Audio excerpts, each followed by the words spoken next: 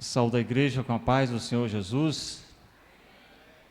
Graças a Deus, estamos aqui para mais um momento, de reflexão sobre uma sequência de estudos, por que eu acredito, e hoje é por que eu acredito que Deus salva,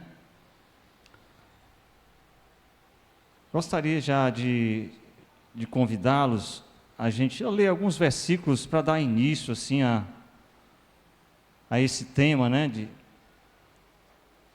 A gente pode ir direto ao Evangelho de João.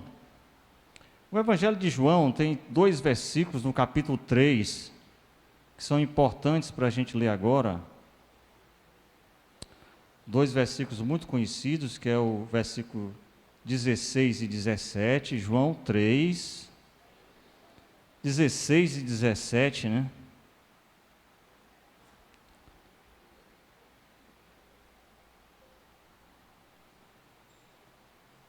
João 3, 16 e 17. Vamos ficar de pé para a gente ler esses versículos, a gente vai depois para Atos dos Apóstolos. Mas João 3, 16, porque Deus amou o mundo de tal maneira, que deu o seu Filho unigênito para que todo que nele crê não pereça, mas tenha a vida eterna. E o verso 17, porquanto Deus enviou o seu Filho ao mundo, não para que julgasse o mundo, mas para que o mundo fosse salvo por ele. Aí eu ressalto aqui a palavra salvo, Deus enviou o seu Filho para que o mundo fosse salvo por ele. No capítulo 4 de Atos dos Apóstolos, um dos primeiros discursos, dos apóstolos, uma das primeiras pregações. Então, quando você vai capítulo 4,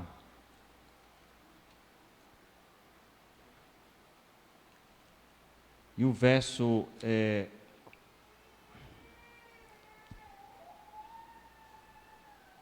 capítulo 4, 16,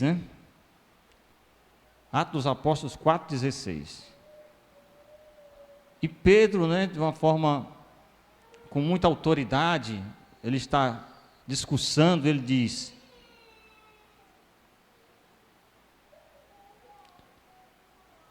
dizendo, que faremos com estes homens? Pois, na verdade, é manifesto a todos os habitantes de Jerusalém. Atos.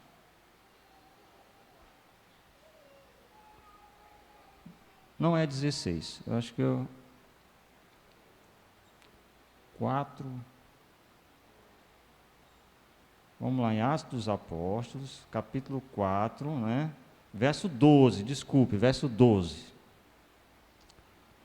Que vai dizer assim: e não há salvação em nenhum outro, porque abaixo do céu não existe nenhum outro nome dado entre os homens, pelo qual importa que sejamos salvos. Então são basicamente esses primeiros versículos. Podemos sentar, Vamos sentar um pouquinho. Ao iniciar essa reflexão de hoje sobre por que nós acreditamos que Deus salva, a gente leu esses trechos de João e depois Atos dos Apóstolos.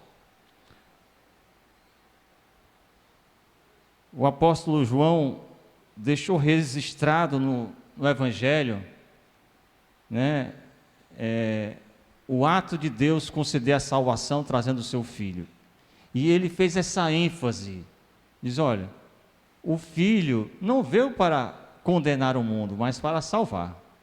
O mundo já está condenado, por causa dos nossos pecados. E em Atos dos Apóstolos, Pedro, ele já começa a enfatizar sobre a salvação, Já no primeiro século, a igreja já discutia questões relacionadas à salvação. E hoje há a teoria da salvação, a doutrina da salvação.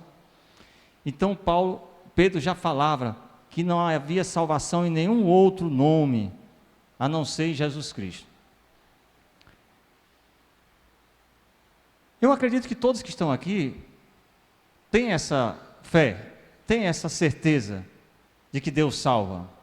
Ou acaso alguém não tem essa certeza no seu coração, né? Que Deus salva, porque Deus manifestou tão claramente na sua palavra, e eu citei só alguns versos, mas toda a Bíblia fala da salvação de Deus em Cristo. Então Deus salva. De repente é um título que parece não precisar mais de respostas, né? Mas a gente veio aqui com a intenção de meditar esse tema, né? Porque eu acredito que Deus salva. Será que há algo mais para falar sobre isso, né? Há algo mais para reafirmar a nossa fé, para edificar a nossa caminhada, mesmo sabendo que Deus salva? Desde o primeiro século, já se falava, já havia muitas discussões entre os homens da igreja sobre salvação.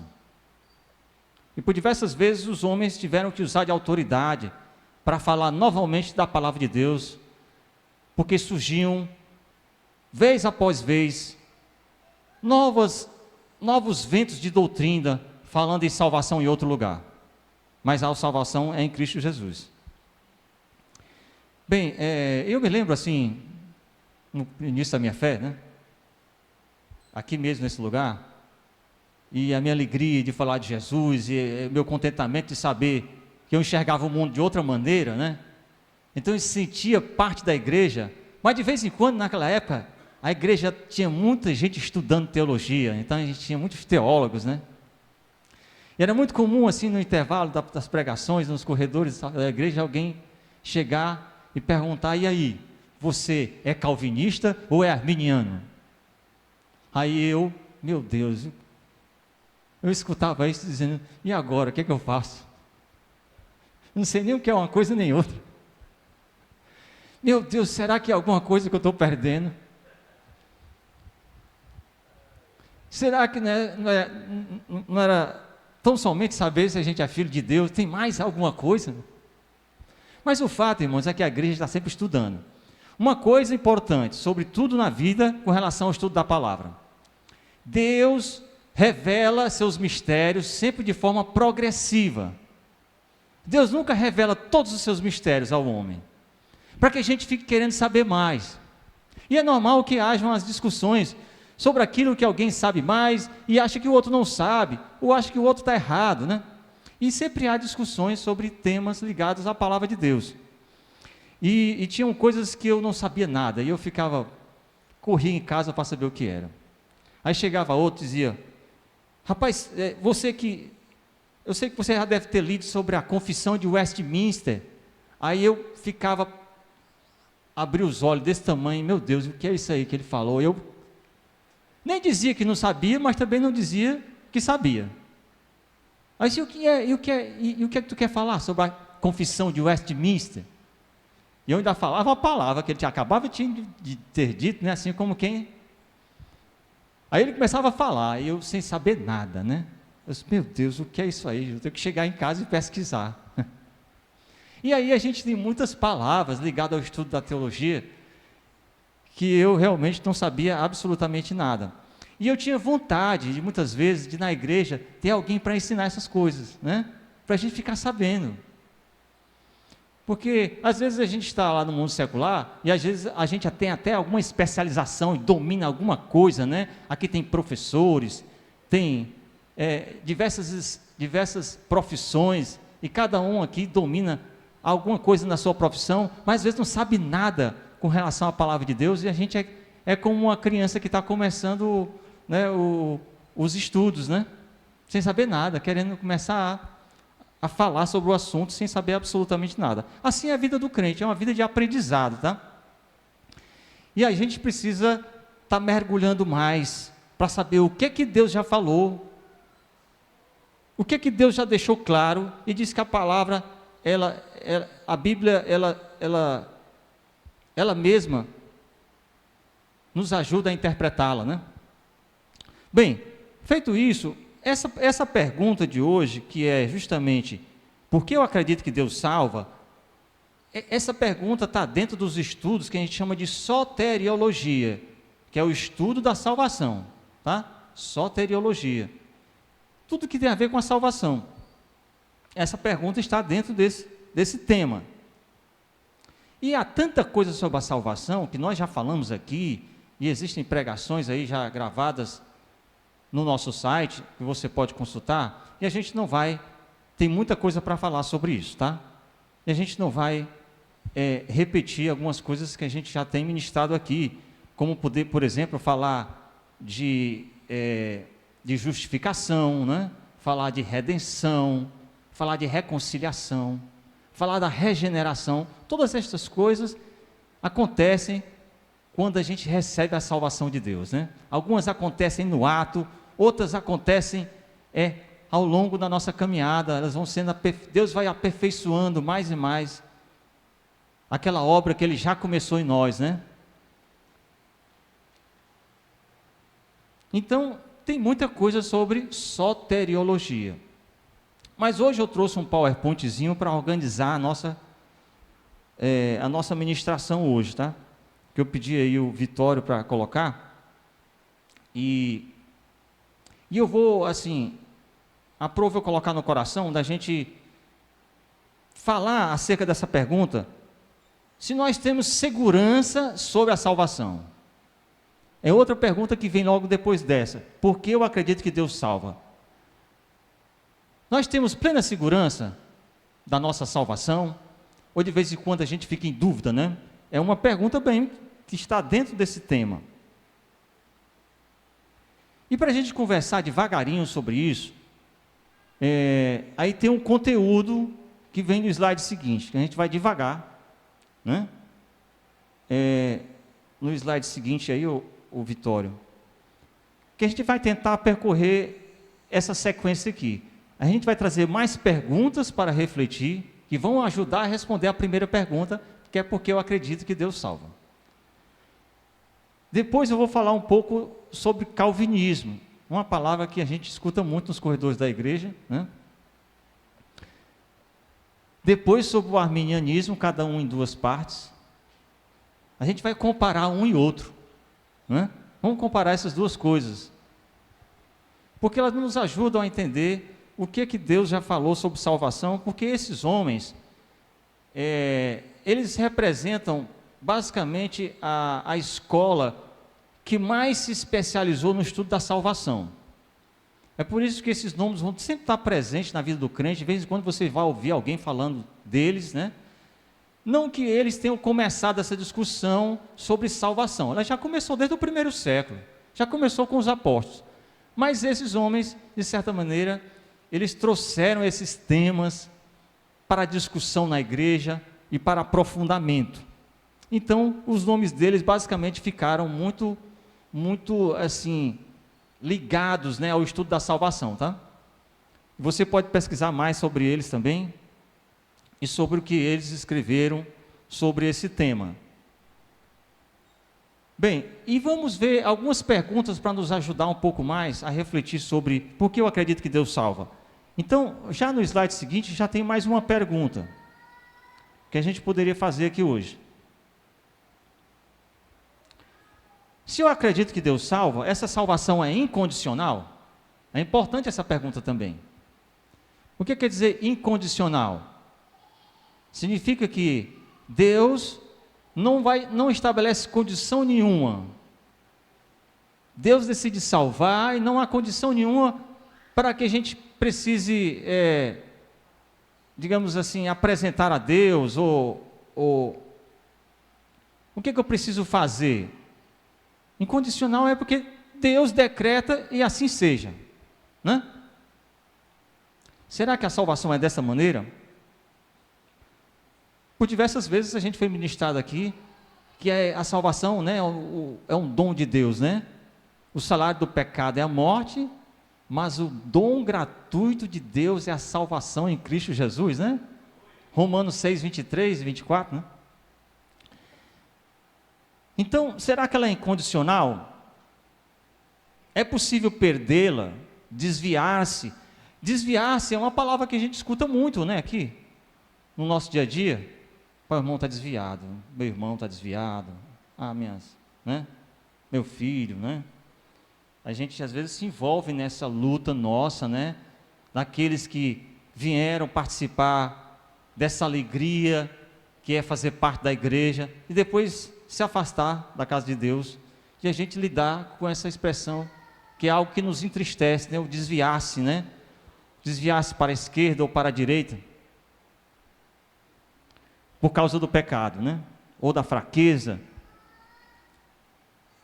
E a partir dessa pergunta, e também esse desviar-se é mais uma pergunta que pode nos ajudar também a refletir um pouco mais sobre isso. Aí tem alguns versículos do Antigo Testamento e do Novo que vale a pena a gente já consultar. Então, se a gente for em Josué 7:11, né? Você pode ir navegando na sua Bíblia. Talvez não precise sair do PowerPoint, mas vocês vão procurando na Bíblia de vocês aí, Josué 7:11, né? Que vai dizer assim, Josué capítulo 7, verso 11, que vai dizer: Israel pecou, violou a aliança e eu lhe ordenei, apossou-se de coisas consagradas, roubou-as, escondeu-as e as colocou junto de seus bens. Esse trecho está dizendo que Israel pecou. Então é como se Israel tivesse o quê? Se afastado de Deus. A palavra pecou e a palavra que significa se afastar de Deus. Então a palavra desviar-se já estava presente, a gente vê essa palavra em diversos livros, de que o povo se afastou e fez o que era mal, né? O povo se desviou de Deus. Então, o desviar-se, depois que o povo está andando com Deus, era algo que acontecia. Então, a gente pode começar a acreditar que, de fato, o desviar-se é algo que acontece mesmo. Não é verdade? Pelo menos é o que a gente está vendo na palavra. Vamos ver outro trecho do Antigo Testamento. Vamos ver Ezequiel 3:20. Nem que se você for lá, o segundo dos grandes profetas aí, Ezequiel capítulo 3, verso 20, a gente vai ver a seguinte expressão: da mesma forma, quando um justo se desviar de sua justiça e fizer o mal, e eu puser uma pedra de tropeço diante dele, ele morrerá.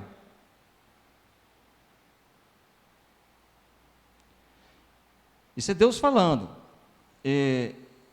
dizendo que até se o justo se desviar, ele morrerá.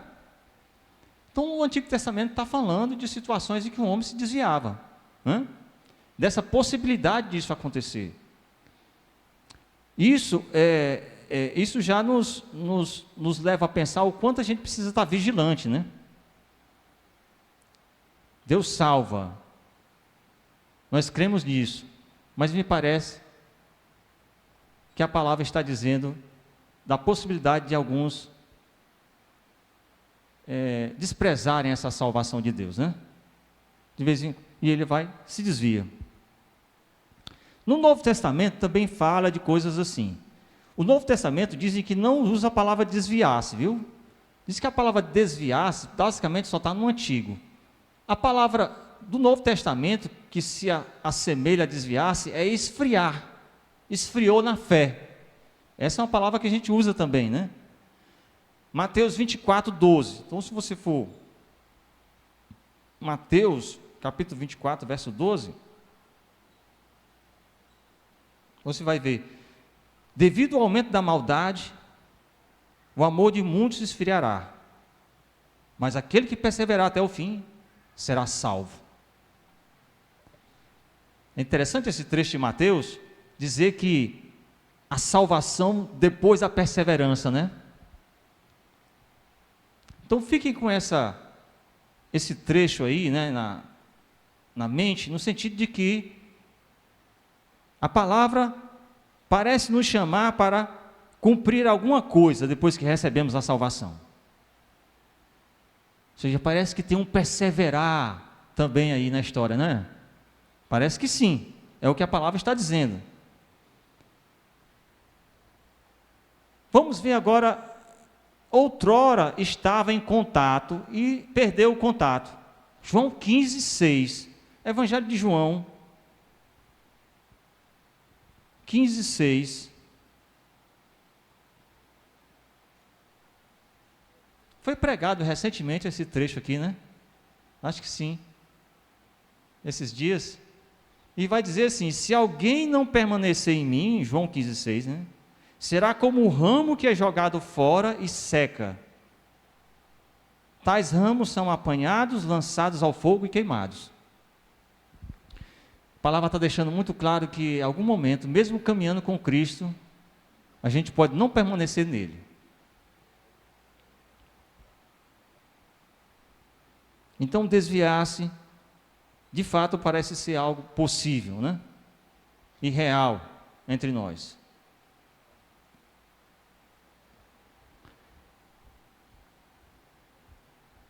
Vamos ver mais, agora vamos estudar um pouco, vamos ver no slide seguinte, Vitório. As mesmas duas perguntas eu mantive aí. Já que a gente falou em desviar-se, a questão é: possível decair da graça, isto é, a pessoa que era salva e teve esse lapso, pode finalmente perdê-la, pode perder essa salvação? Então, esse é um ponto que esses homens se debruçaram para defender os seus pontos de vista. Todos os dois, tanto o Calvino como o Armínio, se basearam na palavra de Deus, irmãos. E nós sabemos que há correntes entre os crentes calvinistas e há outras correntes de estudo arminianos, no nosso, aqui vizinho a gente, né? Aqueles que se dizem calvinistas afirmam que não é possível perder essa graça. Já os arminianos, aqueles que seguem o arminianismo, afirmam que sim, que a gente pode perder essa graça que nos foi dada. Então a gente já percebe duas grandes diferenças, né, entre esses estudos, mas a gente não... a intenção de eu trazer esses dois temas aqui, eu espero que a gente chegue até o final, né, do nosso propósito hoje à noite, é a gente estar atentos aos perigos que estão por trás de cada uma dessas correntes de estudo, certo? Em cada uma delas há um perigo muito grande para o crente. E é preciso a gente trazer aqui para que a gente possa meditar sobre isso. E a história está repleta de pessoas, de homens, que eram de uma e de outra corrente, mas que andaram juntos pregando a palavra de Deus, né? Então, a gente espera, ainda hoje, ter uma boa convivência na igreja entre os que seguem o arminianismo e aqueles que seguem o calvinismo.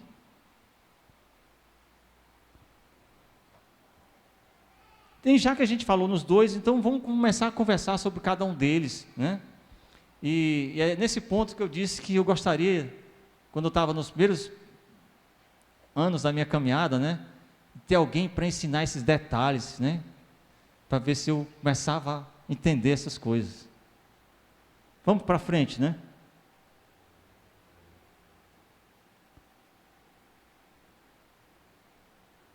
Ela foi atribuída a João Calvino, a doutrina, mas ela não foi criada por ele. Agostinho já ensinava isso no século IV, certo? Mas também Agostinho não foi aquele que criou também não, certo? Tampouco não foi ele, porque ele interpretava os textos de Paulo sobre a graça. E diz a doutrina: a salvação provém inteiramente de Deus. É como se fosse um decreto de Deus, irmão, sabe?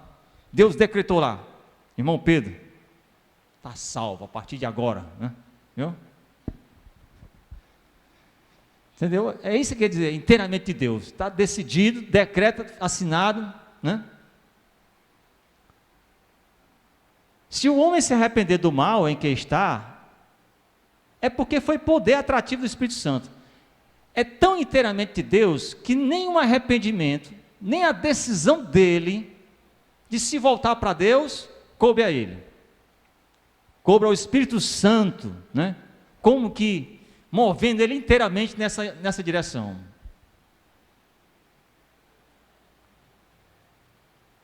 Nada ele não pôde fazer absolutamente nada. Até abrir o coração para poder receber, né, uma palavra de revelação, isso foi obra do Espírito Santo.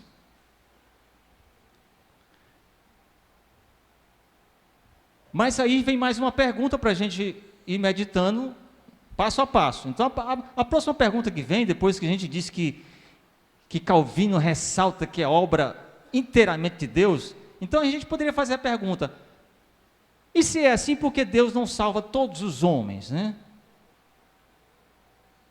Porque é inteiramente de Deus. Não precisa um homem manifestar absolutamente nada. Então viria essa pergunta na sequência: por que Deus não salva todos os homens? Calvino respondeu essa pergunta, tá? Foi o que ele disse. Ele respondeu assim: Deus predestinou alguns para serem salvos e outros para serem perdidos. Será que, segundo ele, nós poderíamos pensar que Deus seria mau a ponto de, previamente, já determinar quem seria salvo e quem não seria salvo, né? Escolher aqueles, não, esses aqui não vão ser salvos, e esses aqui sim.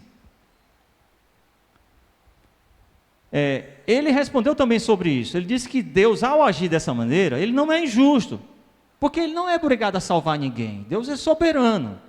Isso na visão dele, tá? Até porque a responsabilidade do homem permanece. O homem, por causa do pecado, ele está condenado à morte. O homem permanece culpado. Decidir salvar seria uma gratuidade de Deus, né? Mas, do ponto de vista da soberania, a gente poderia entender que sim, que Deus não é obrigado a salvar ninguém. Vamos seguir em frente, tá? Aqui a gente vai devagarinho. A gente não está ainda defendendo nenhum ponto nem outro ainda, certo? Você vai orando a Deus aí para saber como é que Deus fala com o seu coração. Então é responsabilidade do homem. Vamos em frente.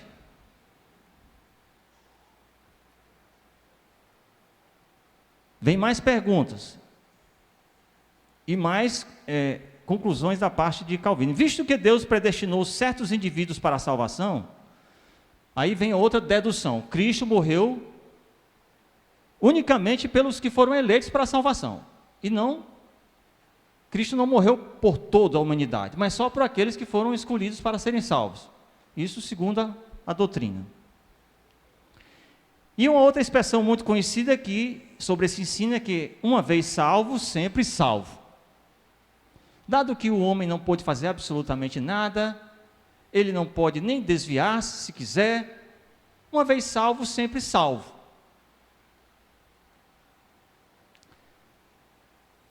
Fala-se muito nessa expressão: a graça é irresistível. Uma vez que a graça chega ao homem, ele nem consegue dizer não, é isso. Ele não consegue dizer não ao convite de Deus. Deus convida para ele ofertar a salvação e ele não é incapaz de dizer não. Por isso que ele chama que a graça é irresistível.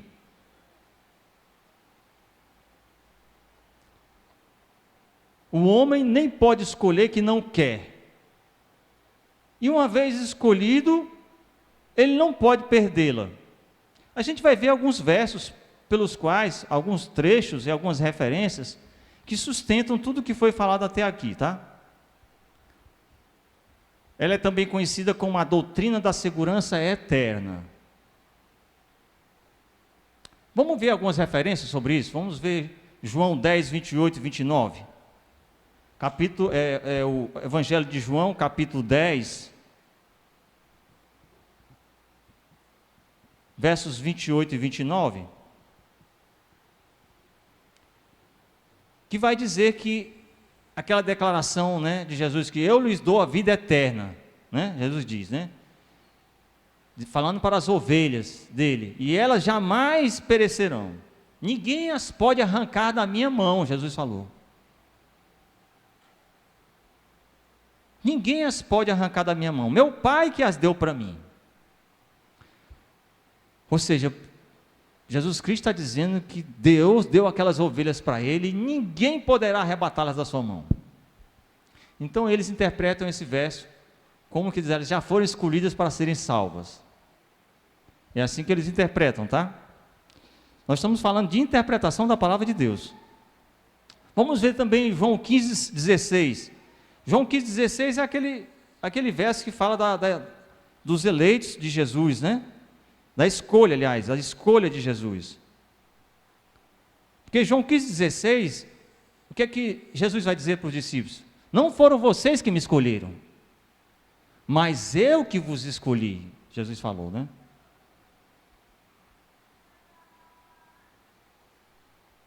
De fato, Jesus escolheu todos os apóstolos, mas eles também usam esse verso para interpretar dessa maneira.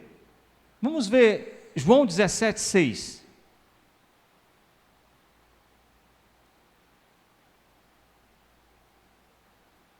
João 17,6 é a oração, né, de Jesus. Ele vai dizer: eu revelei o teu nome àqueles que tu do mundo me deste. Jesus está falando dos discípulos, dizendo que o Pai havia dado os discípulos para ele. Eu revelei o teu nome a eles, aqueles que tu me deste. Então, mais um trecho da palavra com os quais eles sustentam esse ponto de vista. Romanos 8,35. Vamos lá em Romanos 8,35.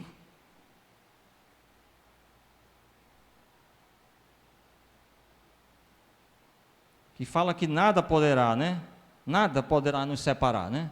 Quem poderá nos separar do amor de Cristo? Será tribulação, angústia?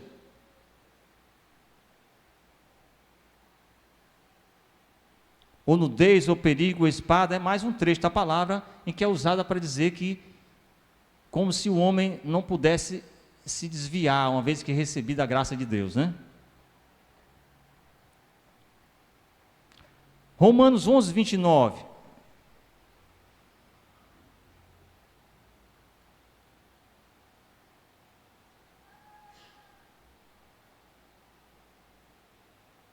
Pois os dons e o chamado de Deus são irrevogáveis.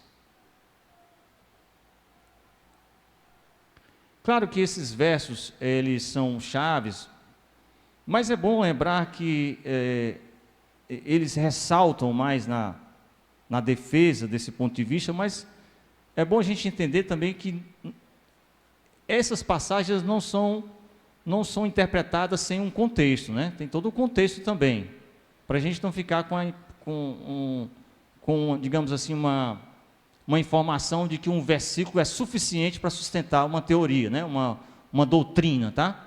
É sempre bom a gente estar vendo o contexto em que essas coisas foram ditas. Mas vamos aí para ficou só um F ali, mas o Filipenses 1,6 é outra palavra muito conhecida, que é aquele, né? Filipenses 1, capítulo 1, verso 6, que é aquele que começou, né, a boa obra, né? Estou convencido, disse Paulo, que aquele que começou a boa obra em vocês, vai completá-la, até o dia de Cristo Jesus. Cara, em primeira mão a gente pensa assim, Deus está dizendo que vai completá-la, mas vamos supor que o homem não queira, né?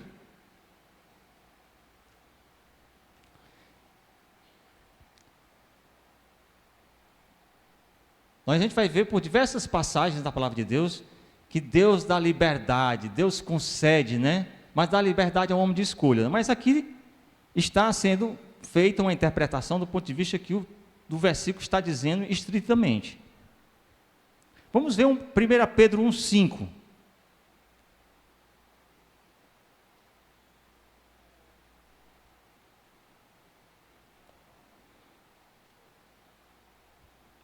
Pedro 1,5 vai dizer que mediante a fé são protegidos pelo poder de Deus até chegar à salvação, prestes a ser revelada no último tempo.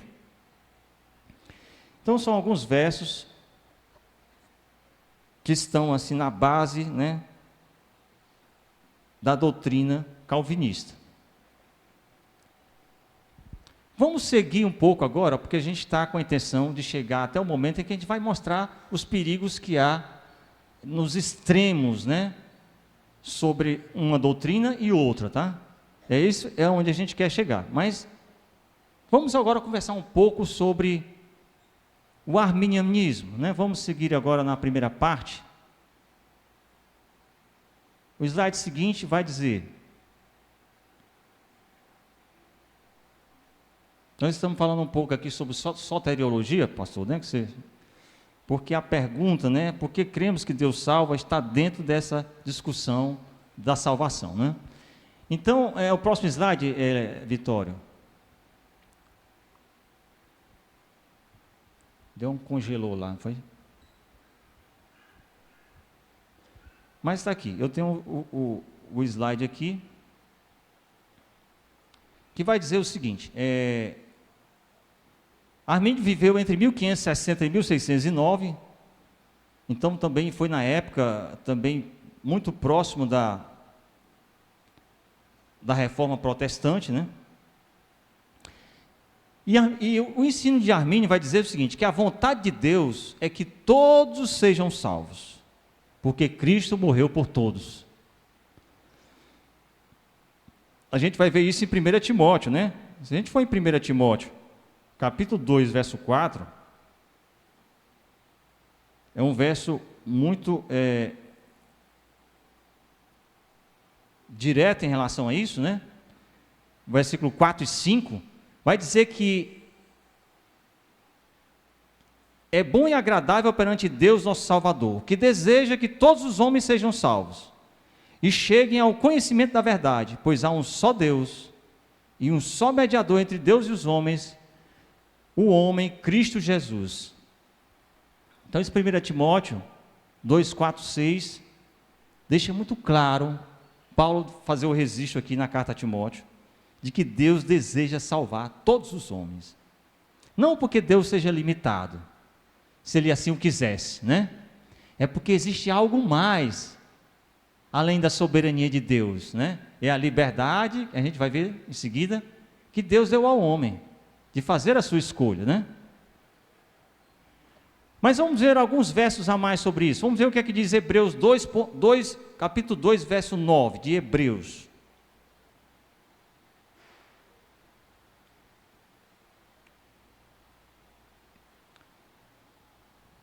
Hebreus 2,9 vai dizer que aquele que por um pouco foi feito menor do que os anjos, Jesus, coroado de honra e de glória, por ter sofrido a morte, para que, pela graça de Deus, em favor de todos, experimentasse a morte.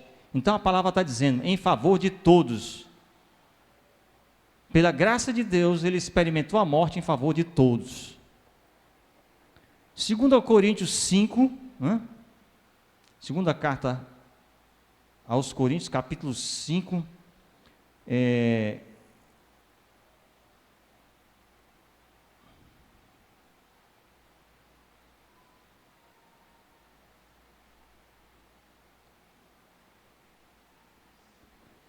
capítulo 5, ficou um número enorme ali, né?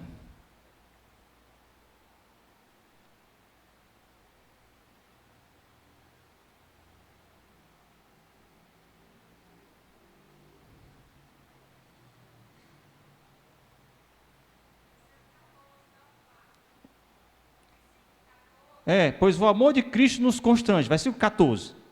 O amor de Cristo nos constrange porque estamos convencidos de que morreu por todos, logo todos morreram. Jesus morreu por todos. Tito 2, versículos 11 e 12. Carta a Tito.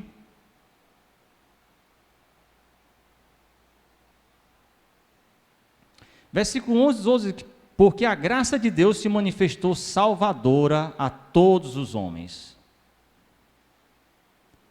Ela nos ensina a renunciar à impiedade, às paixões mundanas e a viver de maneira sensata, justa e piedosa nessa era presente.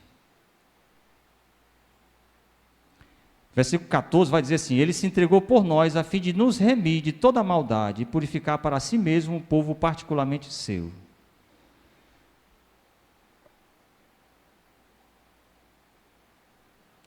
Olha só, é importante ressaltar que a gente está falando aqui, mas que a salvação continua sendo obra de Deus.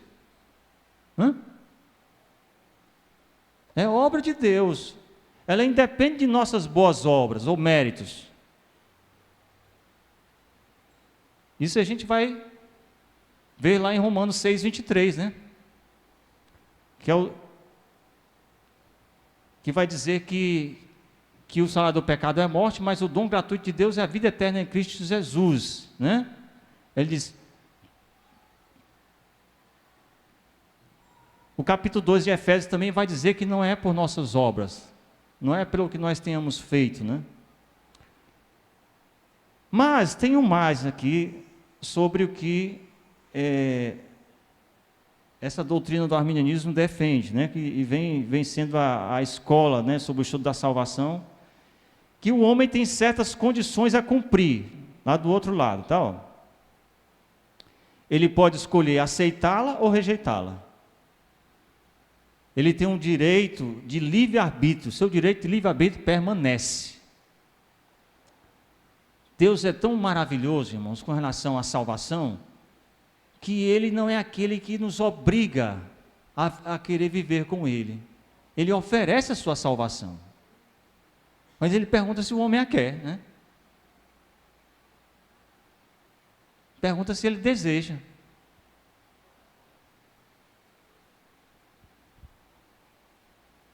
Por diversas vezes, Jesus convidou alguém para segui-lo. Tem alguns que não quiseram, não.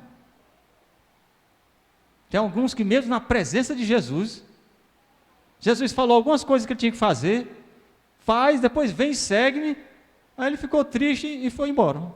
Alguém que esteve na presença de Jesus, algo que a gente talvez desejasse ter tido essa experiência, né? Mas alguém, mesmo assim, desdenhou do que Deus ofereceu.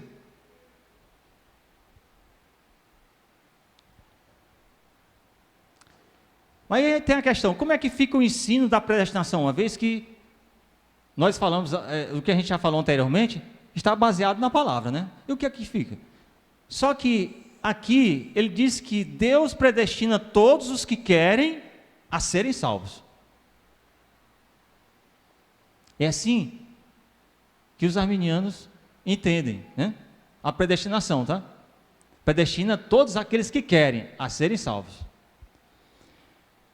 Vamos dar mais um passo aí já passou? Já passou, né? E tem uma coisa interessante ainda sobre a predestinação, que diz que é semelhante a uma porta. Diz que a salvação é como uma porta, que ela está escrita assim, venha quem quer, né? Uma porta como se tivesse escrito assim,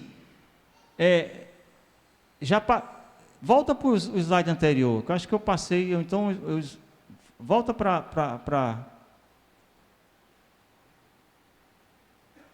Na porta, na verdade, eu não escrevi aqui, mas está como quem diz assim, na frente da porta está dizendo assim, quem quiser pode vir.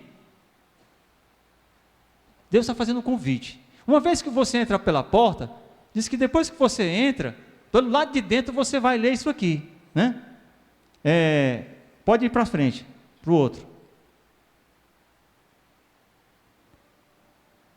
Em azul aqui, eleitos segundo a presciência de Deus.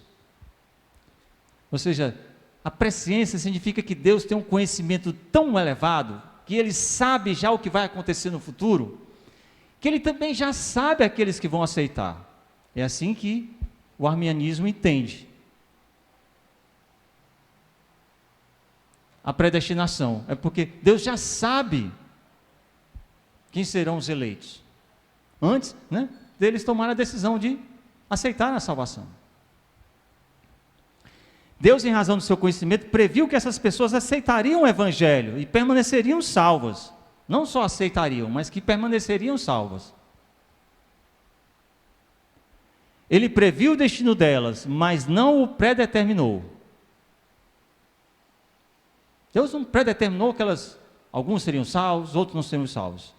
Mas Ele tem um conhecimento suficiente para saber disso. Está muito assim, irmão Eduardo, está ficando assim uma coisa muito... Ou está tudo muito claro? Está tudo tranquilo aí? Está aí? Mas eu me lembro, eu falei no início da minha fé que eu não sabia, eu corria em casa para pesquisar sem saber nada, sem entender absolutamente nada do que os crentes estavam falando. De acordo com o ensino do arminianismo, é possível resistir à graça de Deus. Vamos ver. E esse texto de Hebreus, irmãos, é para a gente ler esse texto orando no Espírito Santo, viu? Vamos ler agora, vamos?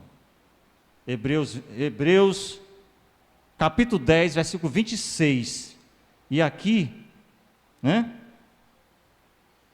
Capítulo 10, verso de 26 em diante. Que vai dizer, se continuarmos a pecar deliberadamente, depois de recebermos o conhecimento da verdade, já não resta sacrifício pelos pecados, mas tão somente uma terrível expectativa de juízo e de fogo intenso que consumirá os inimigos de Deus. Quem rejeitava a lei de Moisés morria sem misericórdia, pelo depoimento de 2 ou 3 pessoas. Isso era naquela época da lei, né? Quanto mais severo castigo julgam vocês, merece aquele que pisou aos pés o Filho de Deus, profanou o sangue da aliança pelo qual ele foi santificado e insultou o Espírito da graça. Né? Ou seja, recebeu a salvação e depois a desprezou, né? Que o Senhor, que nós não venhamos a, né, experimentar tamanha situação, né? Nenhum de nós, né? Então, e 2 Pedro 2,21? Vai falar a mesma coisa, 2 Pedro. A segunda carta de Pedro, é interessante essa maneira como o apóstolo Pedro ele faz esse registro. Ele vai fazer a mesma coisa. Ele diz assim, teria sido melhor que não tivessem conhecido o caminho da justiça, do que depois de o terem conhecido, voltarem as costas para o santo mandamento que lhes foi transmitido. Confirma-se neles que é verdadeiro o provérbio, o cão volta ao seu vômito e a porca lavada volta a revolver-se na lama. O contexto aqui era aqueles que eram chamados a negar a Cristo, né? A voltar para os rudimentos da lei, para ser circuncidado, uma série de coisas, estavam voltando, né? Dando as costas para o sacrifício de Jesus no Calvário. Aí o Pedro está dizendo que é como o cão retornar ao vômito, é a mesma coisa. Então, de fato, por esses versos, a gente fica com uma impressão certa de que a gente pode perder essa graça de Deus, né? A perseverança é condicional e depende de manter-se em contato com Deus. Nós precisamos manter contato com Deus continuamente, né? Porque fora dele é o que a gente leu em Evangelho de João 15, verso 6, né? Essas palavras, elas descrevem pessoas que foram regeneradas. Olha, o texto de Hebreus e o texto de Pedro está se referindo a pessoas que estavam dentro, né, da igreja do Senhor. Pessoas que estavam experimentando, inclusive, os dons, né, da graça. E essas advertências estavam sendo colocadas para eles, né? Eram advertências do nosso Senhor para eles. Então, o texto estava se referindo a pessoas regeneradas. Então, se o perigo do pecado, da apostasia, se não fosse remotamente possível, se não fosse possível a gente perder a graça, não faria sentido nenhum essas advertências de Hebreus e da segunda carta de Pedro. Por que eles fizeram essas advertências? É porque a possibilidade de perder a graça era real. Senão eles não teriam feito esse registro. E aí a gente vamos fechar, estamos chegando ao final já. Vamos para frente, Vitório. Vamos fazer uma comparação agora? O calvinismo exalta a graça de Deus como única fonte de salvação e a Bíblia também, né? O arminianismo acentua o livre-arbítrio e a responsabilidade do homem, e a Bíblia também. A solução prática, o que seria uma solução prática em relação a tudo isso que a gente escutou, né? Seria a gente evitar os extremos, os extremos antibíblicos, de um e de outro ponto de vista. E também, não só em relação a um e outro ponto de vista, esses extremos, mas também uma ideia de antagonismo. Será que a gente tem que se degladiar? A gente tem que defender a unhas e dentes do nosso ponto de vista e o outro está condenado ao inferno? Será que é assim que a gente tem que...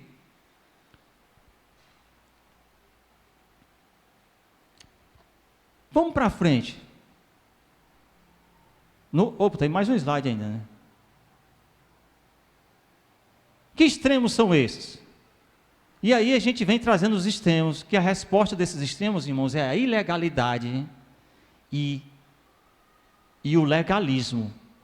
Como é isso? O primeiro é o risco de ser tão seguro em si mesmo que chega a ser descuidado. O calvinista, ele corre o risco de ser tão seguro, porque já que disse que a graça ele não pode perder, né? Que ele pode ser descuidado, negligente. Pode começar a se entregar ao pecado como se ele pudesse, sempre que desejasse fazer. Né? Já está salvo, né? E você sabia que aqueles homens calvinistas que pregaram a palavra de Deus, levando salvação, eles passaram a vida toda, uma boa parte deles, de certa forma, orientando a igreja, exortando a igreja sobre esse perigo. Eles defendiam essa doutrina, mas eles percebiam os irmãos caindo nesse perigo, irmãos, de se envolver com a ilegalidade, como se ele já estava totalmente guardado, né? Poderia até desobedecer a Deus. Já pensou? Fazer aquilo que desagrada a Deus? Como é que alguém recebe uma salvação, algo tão precioso, e decide fazer o que desagrada a Deus? Não parece fazer sentido, né? Mas tem um outro extremo, que é viver sob o jugo do legalismo, perdendo a confiança da sua salvação. Como é isso? Vamos entender melhor. O que é estar sob o jugo do legalismo? É a gente estar tão preocupado de um jeito, né? Mesmo sabendo que é salvo, de que pode estar fazendo algo que desagrada a Deus, que parece que todo passo que a gente dá pode ser um pecado, e você fica totalmente inerte, né? E a alegria de viver para Deus, de fazer aquilo que agrada, até que fazer o que agrada a Deus é um risco então, né? De repente nós podemos estar nesse perigo aí. Os fariseus entraram nessa linha, irmãos, de ficar apontando para todo mundo que tudo que elas fazerem é um pecado, ou seja, um excesso de legalismo, e nós podemos estar correndo nessa corrente aí. Não quer dizer que tem que começar a flertar com o pecado, não é isso que eu estou dizendo. Irmão Eduardo, daqui a pouco você está dizendo que tem que flertar com o pecado, não é isso. Tem coisas tão assim, talvez que Deus tenha alegria com o que você faça, que alguém a gente pode achar que é pecado, né? Porque é um excesso de legalismo e fica quase como se fosse um jugo sobre nós, e a gente fica encontrando coisa errada o tempo todo, e a gente fica mais com o dedo apontando do que vivendo da alegria de ser salvo, né? Esse é outro extremo perigosíssimo. Diz que Charles Finney, quando ele percebia que a comunidade exaltava a graça, ele lembrava da responsabilidade do homem, e fazia o contrário. Quando ele chegava no local que as pessoas ressaltavam muito a liberdade, ele lembrava da graça. Nunca deixava ninguém nos extremos, ele. Outra coisa interessante também, Calvino, quando percebia a falta de santidade, ele dizia que a pessoa deveria duvidar da sua eleição. Ele não dizia assim, não, fica tranquilo, rapaz, tu está salvo, né? Não. Se ele percebia a falta de santidade, assim, rapaz, está bom de você duvidar que foi eleito, hein? Ou seja, recebeu a graça, não perde mais, né? Mas não está vivendo em santidade, né?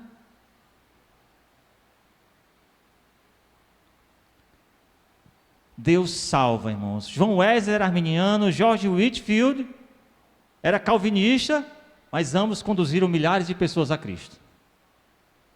Aqui algumas coisas para a gente guardar no último verso. É inevitável que nós nos defrontemos com mistérios, quando nos propomos a tratar das verdades, sobre a presciência de Deus, sobre o livre-arbítrio. Mas se nós guardarmos as exortações práticas e nos dedicarmos a cumprir esses deveres específicos, nós não erraremos. Deuteronômio 29 é algo que a gente precisa ler aqui, né? Que fala sobre os mistérios de Deus. Deuteronômio 29, que vai dizer: as coisas encobertas pertencem ao Senhor, o nosso Deus, mas as reveladas pertencem a nós e aos filhos para sempre, para que sigamos todas as palavras dessa lei, né? Isso é maravilhoso, né? Só para a gente terminar, alguma coisa não é prudente insistir nesses perigos da vida cristã. Os perigos que envolvem o calvinismo, os perigos que envolvem o arminianismo. Mas algumas coisas dos quais a gente deve se dedicar e nunca esquecer do poder de Cristo como Salvador, irmãos, né?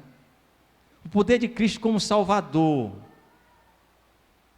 da fidelidade do Espírito Santo, da certeza das promessas divinas, da eficácia da oração. O crente deve sentir seguro da sua salvação, de que é vencedor em Cristo Jesus. Né? Vamos ficar de pé. Já encerramos aqui, já são 8:55. Deus salva, Ele enviou seu Filho. Não há outro nome na terra, nem embaixo da terra, pelo qual devamos ser salvos, a não ser pelo nome de Cristo Jesus, disse Pedro, né? Ele é a nossa salvação. O Senhor a dá gratuitamente, não por algo que nós temos feito, mas pela sua graça. Mas Ele deseja que a gente tenha fé. A fé, irmãos, a fé é como uma mão que recebe a salvação de Deus, sabia? A fé é como uma mão da nossa parte estendida para Deus, dizendo: meu Senhor, eu aceito o teu presente como algo maravilhoso na minha vida, né? Tenha certeza de que você pode manifestar essa fé. Nós não podemos ter a salvação pelo nosso próprio desejo. Nós podemos aceitar esse presente de Deus, que deseja salvar todos os homens, e que nós possamos anunciar essa verdade, que Ele deseja salvar todos os homens. Obrigado, Senhor, por essa noite, obrigado pela Tua santa palavra, obrigado por este momento, obrigado por tudo que foi falado aqui. Nos ajuda a nos dedicarmos um pouco mais à Tua palavra, e também estar atento ao Teu Espírito Santo que fala conosco, e estarmos vigilantes, cuidadosos, Senhor, acerca de tudo que Tu falas, guardando as Tuas revelações, e querendo saber mais de Ti, e anunciando essas verdades maravilhosas para aqueles que não as sabem, para que a Tua igreja, Senhor, se alegre com os novos salvos, aqueles que chegam para fazer parte dessa alegria, de fazer parte da Tua igreja, dessa família maravilhosa, a quem Tu convidaste para viver eternamente. Obrigado, Senhor Deus. Derrama essas bênçãos sobre a Tua igreja, no nome santo de Jesus, para a glória de Jesus.